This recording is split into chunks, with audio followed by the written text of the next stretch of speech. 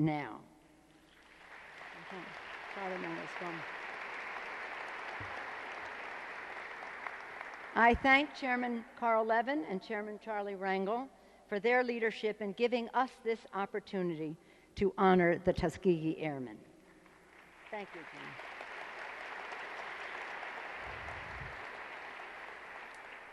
My friends, since 1776, the Congressional Gold Medal has been awarded to the finest public servants, the bravest military leaders, and the boldest thinking on behalf of a grateful country. Today, the Tuskegee Airmen join those ranks.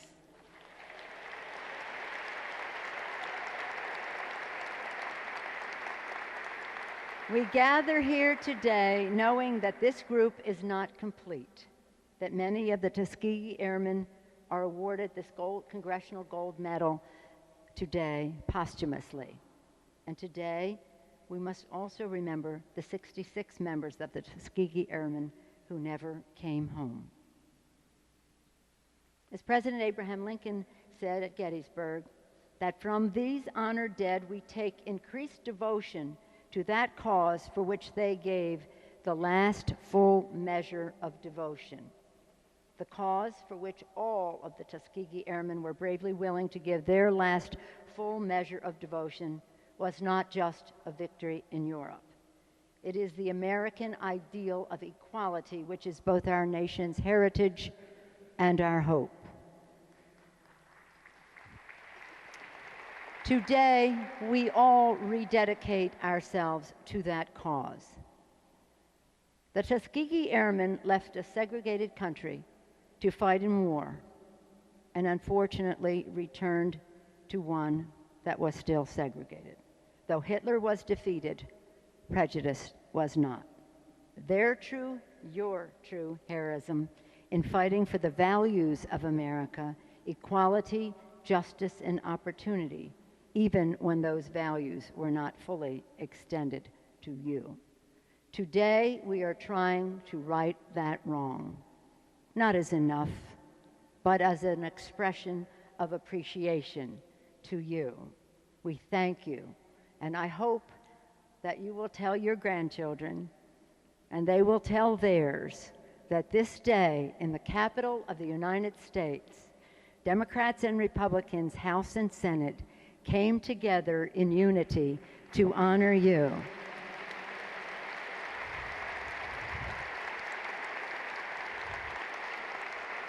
And I hope that you will tell them of the pride that we all take in the fact that the President of the United States is here today to participate in this award ceremony and bear witness to your greatness.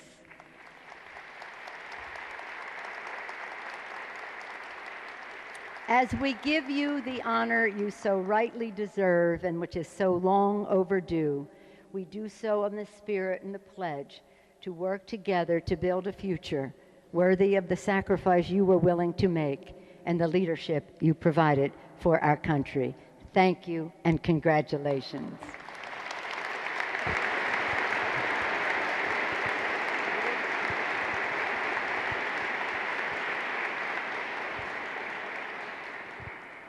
Ladies and gentlemen, the Honorable George W. Bush.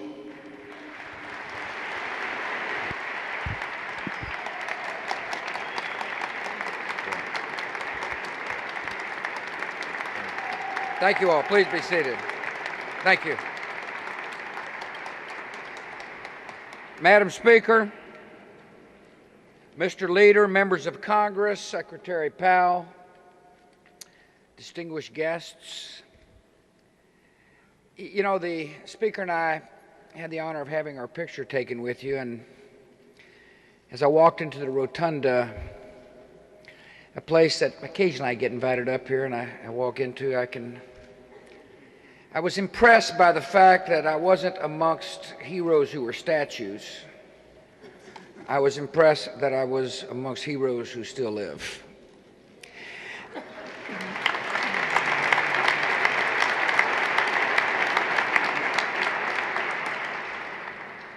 I thank you for the honor you have brought to our country. And the medal you're about to receive means our country honors you. And rightly so. I want to thank Senator Carl Levin and Sergeant Wrangle. Excuse me, Mr. Chairman. I thank you for your leadership on this issue.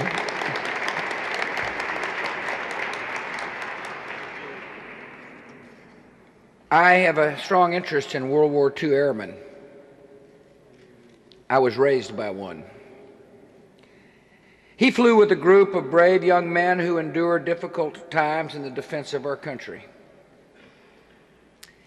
Yet, for all they sacrificed and all they lost, in a way they were very fortunate. Because they never had the burden of having their every mission, their every success, their every failure viewed through the color of their skin. Nobody told them they were a credit to their race. Nobody refused to return their salutes. Nobody expected them to bear the daily humiliations while wearing the uniform of their country. It was different for the men in this room. When America entered World War II, it might have been easy for them to do little for our country. After all, the country didn't do much for them. Even the Nazis asked why African American men would fight for a country that treated them so unfairly. Yet the Tuskegee Airmen were eager to join up. You know, I'm interested in a story about a young man who was so worried that the Army might change its mind about allowing him to fly that he drove immediately to the train station. He left his car as well as $1,000 worth of photography equipment. He never saw his car, he never saw his camera, but he became a flyer. These men in our presence felt a special sense of urgency.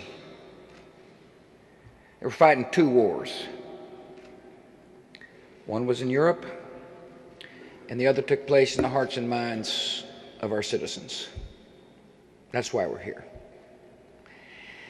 The white commander of the Tuskegee Airfield was once asked, with all seriousness, how do African Americans fly? Kind of reflecting the ignorance of the times. They said, how do African Americans fly? He said, oh, they fly just like everybody else flies. Stick and rudder. Soon Americans in their kitchens and living rooms were reading the headlines. You probably didn't realize it at the time, but you were making headlines at home. Headlines that spoke about daring pilots winning a common battle. And little by little, every victory at war was translated to a victory here in the United States. And we're in the presence of men who are earning those victories. Important victories. Leaders who pierced the unquestioned prejudices of a different society.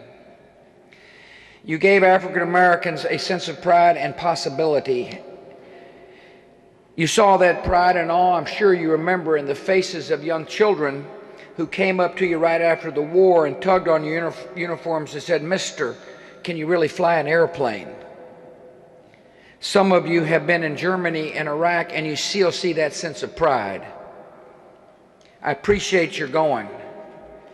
I appreciate the fact that one of our young soldiers today took pictures for a scrap of you for a scrapbook for his children.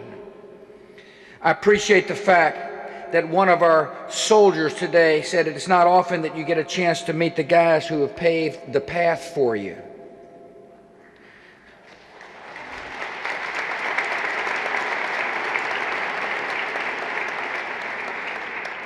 The Tuskegee Airmen helped win a war, and you helped change our nation for the better. Yours is the story of the human spirit, and it ends like all great stories do, with wisdom and lessons and hope for tomorrow. And the medal that we confer today